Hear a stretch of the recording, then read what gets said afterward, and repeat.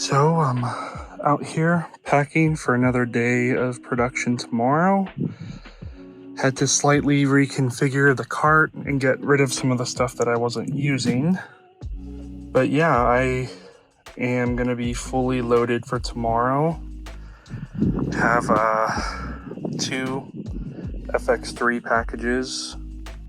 Then I have some gold mount batteries, and this is honestly one of my favorite crates. I'll link them in the description, but they're super modular in their design. I mean, you can take these dividers out, but this is kind of my gold mount crate, where I have all my gold mount batteries here. You can't really tell, but they're flashing 100. So these are fully charged. And then I have, let's see, 1, 2, 3, 4, 5, 6, 7, 8 gold mounts ready to go.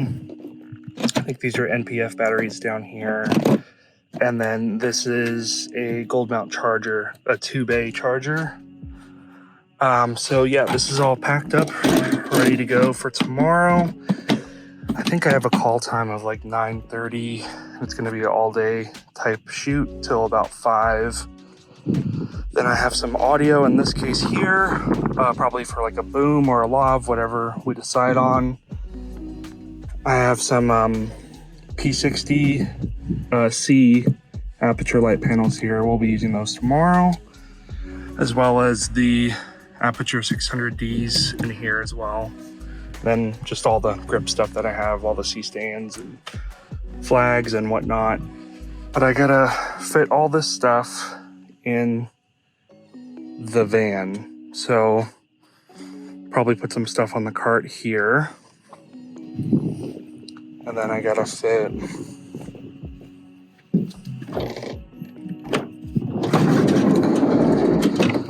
camera packages will go here. Another director's monitor here. Then I'll probably put the gold mount batteries up here. And then I got a couple tripods ready to go. Okay, so I got everything packed.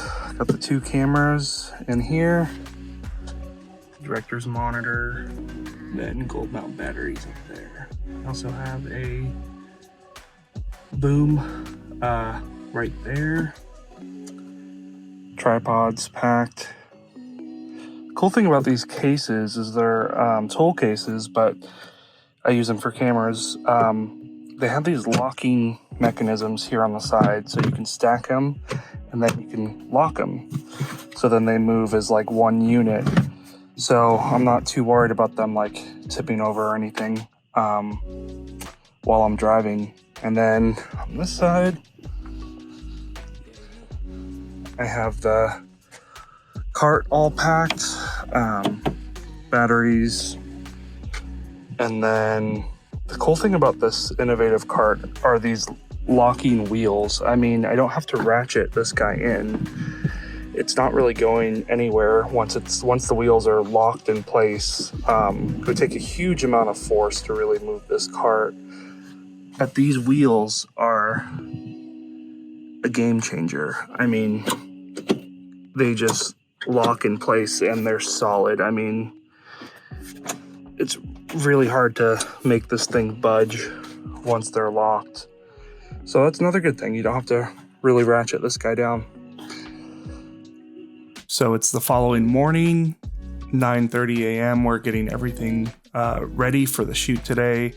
Pretty simple shoot. It's a 2-person interview with 3 cameras as coverage, a master wide, and then we have 2 locked off portrait shots of each person. This is a production for my friend Paul. He has a video production company locally in Little Rock, and this is kind of a marketing video for his company.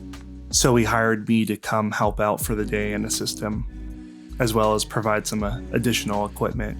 But yeah, Paul is awesome. He does amazing work. I'll go ahead and leave his information in the description below, so make sure to check him out. We were filming at a chapel at a local university for the interview. Paul was conducting the interview and I was managing cameras and making sure everything was rolling. All the lighting we were using was all Aputure Tamron brand. So we had two 600Ds as kind of the far side key lights. And then they were providing a key for the opposite person as well as kind of like a hair light. So for main camera, we were using Paul's Sony FX6 package, and I believe it had a Sigma 35 1.4 Art Series lens on it. And for the other two cameras, we were using my FX3 packages. One of the lenses was an 85 1.4, and the other lens was a Tamron 35 to 150. And I think we were about 85 on both of them. That's the awesome part about using everything Aputure Tamron brand. I was able to control all the lights through the SIDIO link on my iPad. I have all my lights connected, so I'm able to change any settings on the fly.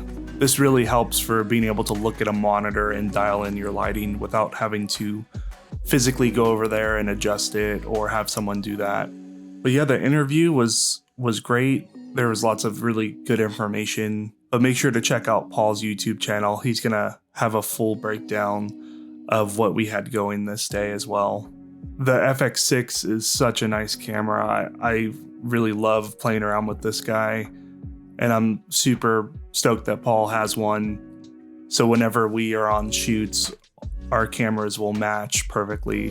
But yeah, I'm actually in the market for some new lenses. I'm considering selling some of my Canon lenses. I have, a 70 to 200, 24 to 70, and then some like Rokinon primes that are all EF lenses. And honestly, they're great lenses. It doesn't really fit with my workflow anymore. I'm really looking to switch everything over to EML just for the autofocus ability on the FX3 and the FX6. It just makes more sense. But yeah, I'm probably gonna list these guys on eBay or Facebook Marketplace. I'll go ahead and put the link in the description for the listing if anyone is interested in purchasing some of these lenses. And I'm looking to buy something new. Right now I have my eye on the Sony 50mm 1.2 G Master. I've heard some really great things about that lens. Also, I was considering some of the Zeiss Batis lenses as well. But yeah, let me know in the description what your guys' thoughts are. Like if you have a lens that you think is really good for Sony, that should be considered. But I definitely would want a really nice prime lens to have in my kit. So let me know your thoughts in the comments below. This OC Megamon 15-inch is still such a great monitor. I love it. We had the Aputure 600Ds dialed into about 100%. We were trying to really isolate talent as much as possible and kind of lessen the ambient lighting in the room. Just because there was so much natural daylight coming in, we really wanted to have a little separation. And we also had two Tamron P60Cs that were kind of lighting up mostly for the portrait shot of each person, just kind of in the background, adding a little warm tone. I believe they were set to maybe 2800 Kelvin. These Aputure P60 light panels are some of my favorite lights. They're so small and they pack such a punch. I have 3 of the RGB color tunable panels, and then I have 2 of the bicolor X units. And I keep them all in this Pelican case with the Trek pack. And these are the Aputure lights. I have everything gold mount.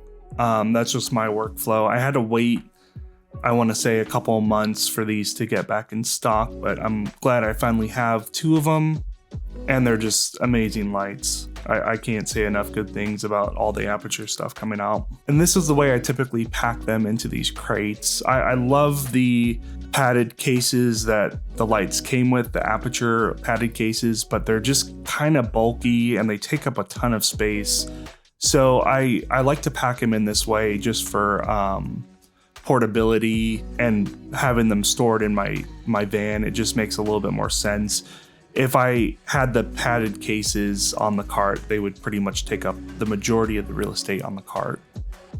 But yeah, thanks so much for watching and subscribing and liking, and I'll keep you guys posted on the next one.